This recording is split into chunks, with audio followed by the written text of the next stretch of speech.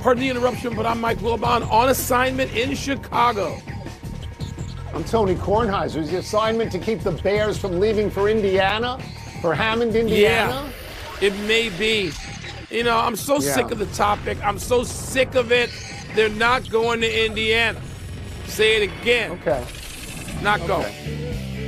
But you'll be going to Chicago. Not going back to Indiana. Welcome to PTI, boys and girls. In today's episode, baseball players choose a new leader. Darren Peterson taps out of another game for Kansas, and the NBA season resumes tonight. But we begin today with the last Thursday of the Winter Olympics. Among the highlights, the U.S. women's hockey team beat Canada in overtime in today's gold medal game. American figure skater Alyssa Liu went from third to first to win the gold. Jordan Stoltz's attempt for a third speed skating gold ended in silver in the 1500. And we saw the delightfully frantic debut of ski mountaineering, or skimo. Wilbon, what stood out most to you? You know where I'm going. I'm going to hockey. That's where you go. Hockey. On this Thursday or any other Thursday of the Winter Olympics, the United States women beat Canada for the 8th straight time. Again, beat Canada for the 8th straight time, this time for the gold medal in overtime, Tony, after trailing essentially the entire game 1-0. Hillary Knight had the game-tying goal, a little redirection in front of the net off a shot that seemed to be dying to me, but that made Hillary Knight the 5-time Olympian. It made her the all-time leading goal scorer for the United States. And Megan Keller, then in overtime, 3-on-3, Tony, when there's so much space and it's so beautiful, the game which moves with a lot of fluidity anyway. I mean, she just puts on a classic in-and-out move to score the game winner for the gold medal. I mean, this is it. The United States men have not won since 1980. It's impossible to believe that it's been 46 years, but the women, the U.S. women, don't disappoint. They win again. I'm going to leave all the hockey to you except to echo this particular sentiment. When they go to 3-on-3 in overtime, men or women or whoever's playing, it's fabulous. It's fabulously exciting, 3-on-3. It really is. I want to talk about Jordan Stoltz, okay? Because in his last race, he's racing against another guy. He's not racing against the guy who put up the better number to beat him head-to-head. There's just another guy out there. And I don't particularly like that. And I like speed skating. I'm not trying to knock it. But what do we like most about the Summer Olympics? We like the sprints when 8 guys are lined up across the field and the first one to the tape wins. So Usain Bolt gets to see who he is running against. Usain Bolt is running against other guys, and Jordan Stoltz was skating against the time. You know, I understand that the guy who beat him had the greatest race of his life, but he didn't beat him head-to-head. He didn't beat him eye-to-eye. Now, silver's wonderful. 2 golds in a silver is wonderful, and I'm sure he's very, very happy. It came up a little short to me because you're not racing against the person who you can beat and win the particular medal. I do want to talk about skimo, ski mountaineering, which everybody loves. This is another invented Winter Olympic sport. It's the first time they're ever having medals. You ski up a mountain until you can't ski up the mountain anymore. You take your skis off, you run up the mountain, you put your skis back on, and you ski down the mountain. That's too much effort for me. The label going up is too much effort. That's why I would buy a ticket on the chairlift. I wouldn't want to have to go up the mountain myself. I wouldn't want to. Can anybody afford a golf cart at that event? What are we talking about here? Oh, So. Meanwhile, we'll turn to baseball, and the Players Association electing Bruce Meyer as interim executive director following Tony Clark's firing. Meyer is a lawyer who's been the union's lead negotiator since 2018. He says a salary cap would be the ultimate restriction on players. According to Bob Nightingale of USA Today, owners consider Meyer tenacious, unreasonable, and bad for baseball. Tony, what do you make of the players choosing him? Okay, so as you said, he's been the lead negotiator since 2018. He has experience in this particular thing. And as you said, and I read that Nightingale piece as well, and he said that the owners specifically hate this guy. They personally hate him. Okay, if I were a baseball player, I would not care that Tony Clark is out because he's not a negotiator. He's a first baseman. This guy Meyer is a negotiator. And it seems to me, Mike, that every time the baseball players get near a strike or a lockout or whatever happens, ultimately I think they win. So I would be happy with this guy as my lead voice. I mean, I would think that that's the right way to go. He's going to tell the players, look, we don't want a salary cap. The owners want a salary cap, and anything the owners want is bad for us. That's going to be his message. And if that's his message, then there's no give there. There's no give. It's just a hard line stance all the way down the line. And I mean, the players are not going to buy the cap. They're not. No, they're not. And Tony, his selection, it just hardens the positions. I don't know that there's any sign that is encouraging. Like, could they have appointed somebody as interim executive director who would have led me to say, oh, wow, I think this is the move that is going to open up negotiations and lead to a complete season in 27? No, I don't. I think we're headed for this because it seems like only the owners can avoid this. And it seems like this time, Tony, unlike other years where, it got tabled and they moved to the side, something else was able to mollify one side or the other. It seems like this time the owners are ready via the Los Angeles Dodgers of going to the mat and saying, we want a cap and we'll lock you out until we get one.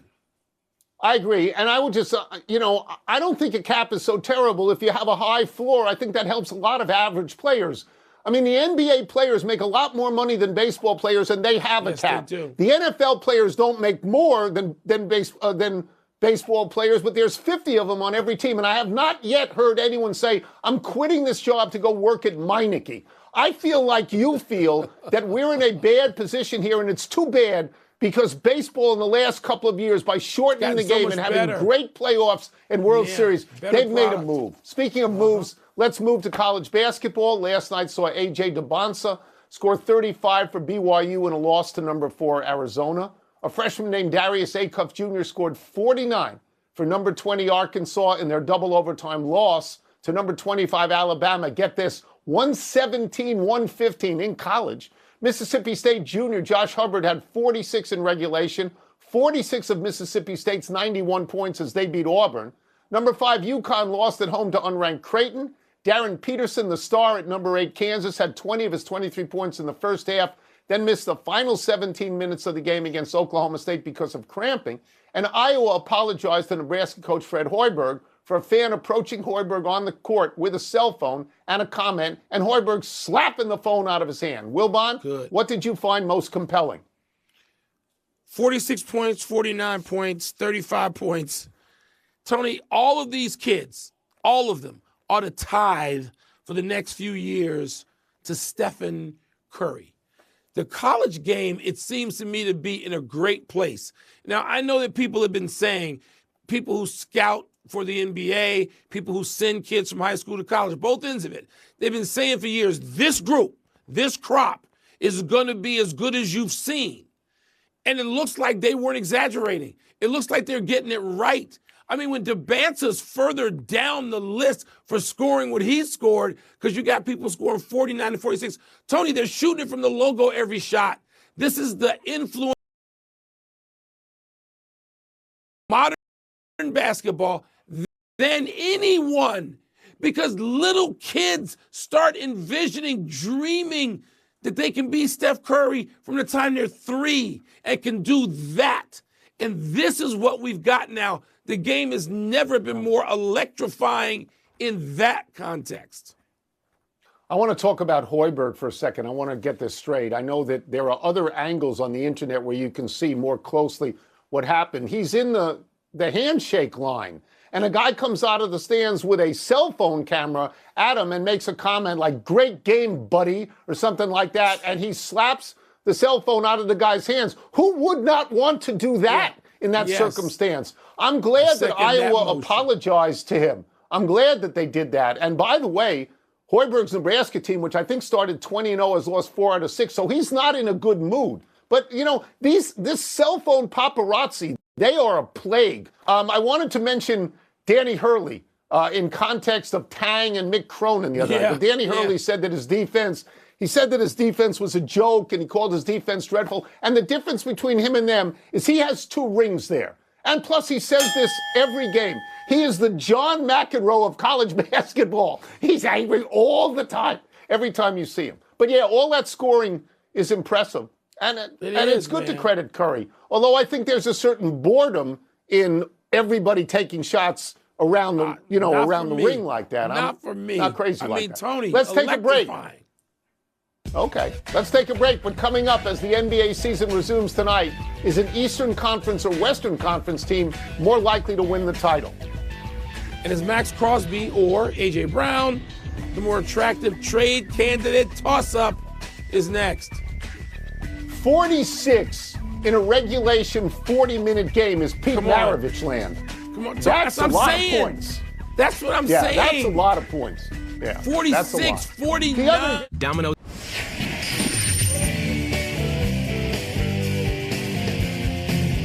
It's time for Toss-Up. 2 men enter, 1 man leaves, finishes the show, and gets excited knowing he's fewer than 48 hours away from the Nats spring training opener. What's first? Toss-Up, the NBA season starts back up tonight. More likely to win the title, an Eastern Conference team or a Western Conference team? So my first inclination is to say a Western Conference team, because we have been talking all year about the fact that the Western Conference is deeper and harder than the Eastern Conference, because Western Conference teams have won 18 of the last 27 NBA titles, and because in that span of 27 years, when they went head-to-head, Eastern Conference versus Western Conference, the Eastern Conference only prevailed 4 times in 27 years. Now, it's closer right now, Mike. Right now, the West leads 145 to 142. But to me, the only way that you would pick an Eastern team is if you thought the playoff process would be debilitating, that it would be too hard to get through, and you would be too tired at the end to really contest. I would not pick an Eastern team to win unless you tell me Jason Tatum is coming back, but I would not do it, and here's why. Because I just watched the Super Bowl, where the best team in football had come through the toughest division in the harder conference and won easily. So I will go with the West. Tony, that's interesting reasoning, and I hear you. The problem is 1 game against a really tough opponent ain't the same as a 7-game series, and all the series in the NBA are 7. I had the initial sort of feeling you did, but there's only 2 teams in the West, Tony, that can win. They're just 2. OKC and Denver. The Lakers can't win. San Antonio's gonna win. San Antonio's gonna win multiple times. They may even win next year. They're the team, to me, that is most watchable in the entire NBA, and they're not going to win because they're a rookie playoff team, or they will be. So that takes me, and by the way, OKC can repeat, and Denver's, once removed, so it's easy to make the argument for one of those guys. I hear you. But Tony, the East has actually got more. I mean, you got the Knicks. I know you're going to frown. You've got Detroit. I know you're going to sort of frown again. They are not rookies when it comes to this. And the Celtics have an asterisk because we don't know about Jason Tatum. It's close to a push. But if I got to take one, I guess I really need to go with the more recent champions, and that would be either OKC or Denver. So I, too, would take the West. So it took you a long time to get there after you said you picked the East. What's next? Yeah, I had you. What's next? Toss up. More attractive potential trade candidate, Max Crosby or A.J. Brown? Okay, they are both 28 years old. They are both multiple Pro Bowl people. Crosby has been in the Pro Bowl 5 times.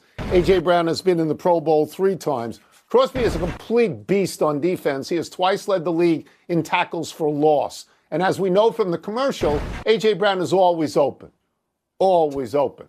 They are both prima donnas, although I think, Mike, you will agree with me that nobody's really a prima donna like a wide receiver is a prima donna. Agreed. They are really special. Yeah, they are special prima donnas. I see my notes here.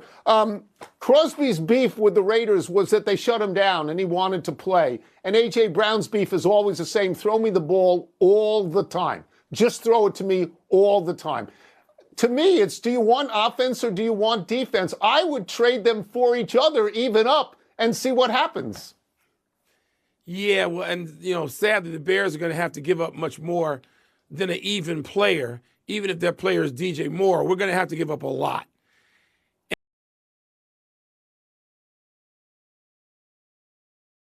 Close to the bottom in every other defensive metric.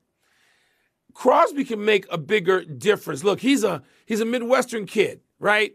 He'd be returning to the Midwest. He's not from Chicago, Illinois. He's a Michigan kid. He'd be returning to the Midwest. He already has this great friendship and seems to be completely in love with Caleb Williams. I second that emotion. And it just seems like he's ready to go to a specific place now. And the energy from that in that room, A.J. Brown can suck all the energy out of a room. He can. Yeah. Max Crosby's going to add all the energy to the room. No Bears team has been great without a great defender. He would plug in and be the guy, and he seems to know it. That's it. Amazing how we got to a Chicago-centric conversation there. I win. Let's take one last break. Still to come, will Warriors fans laud tonight's debut of the Porzingod? Is that his nickname, the Porzingod? I thought it was the unicorn in New York. I'm not even saying that. I'm not even repeating that. Yeah. The Suns owner gives a spanking like Tony to teams that embrace tanking. Yes, I hate tanking.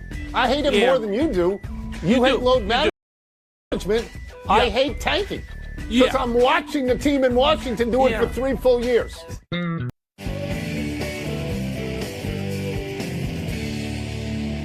Happy time, people. Happy 84th birthday, Paul Krause. The Hall of Fame safety for the Minnesota Vikings played 16 seasons in the NFL. He was an 8-time Pro Bowler and 3 times first-team All-Pro. But the big number for Krause is 81.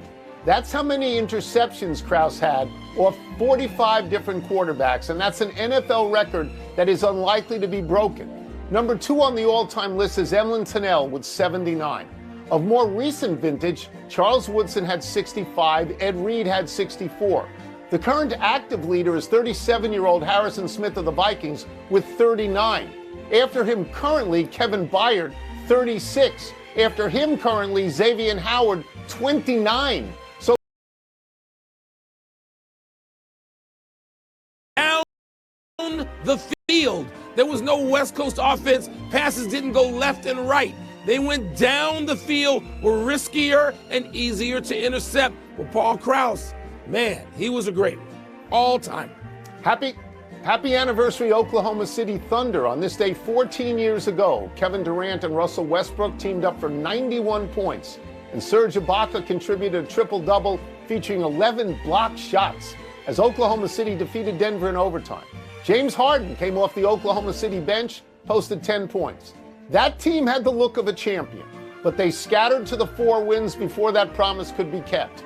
In contrast, the Oklahoma City team that currently is the NBA champion doesn't have anywhere near the star power, notwithstanding Shai Gilgeous-Alexander, and probably not the staying power of the Durant, Westbrook, Harden Thunder. They're all still in the league. Tony, you know I agree with every word of that, but let me ask you this. If you were voting on the greatest Thunder player, the greatest OKC player of all time, how would you vote? Who's won?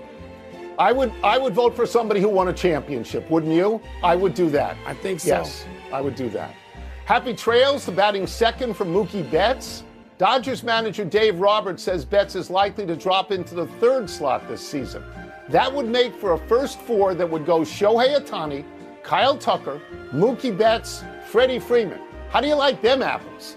Betts is coming off the worst offensive season of his career as he coped with a stomach illness that caused him to lose 18 pounds and a positional change to full-time shortstop, and the Dodgers still won their second straight World Series.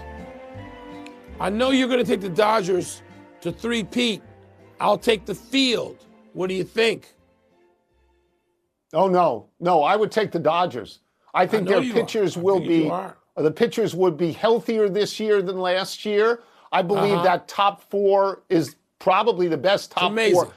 Not only now, but maybe ever, because you don't like Tucker. I like Tucker a lot more than you do. And I think he's going to have a great year. I think I do. So, all right, let's go to the big finish if we could. Let's do it. Kristaps Porzingis says he's ready to make his Warriors debut against the Celtics tonight. Are you excited?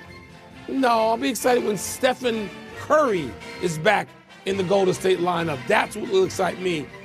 Yankees infielder Jazz Chisholm tells The Athletic he thinks he can go 50-50 this season. Do you? Okay.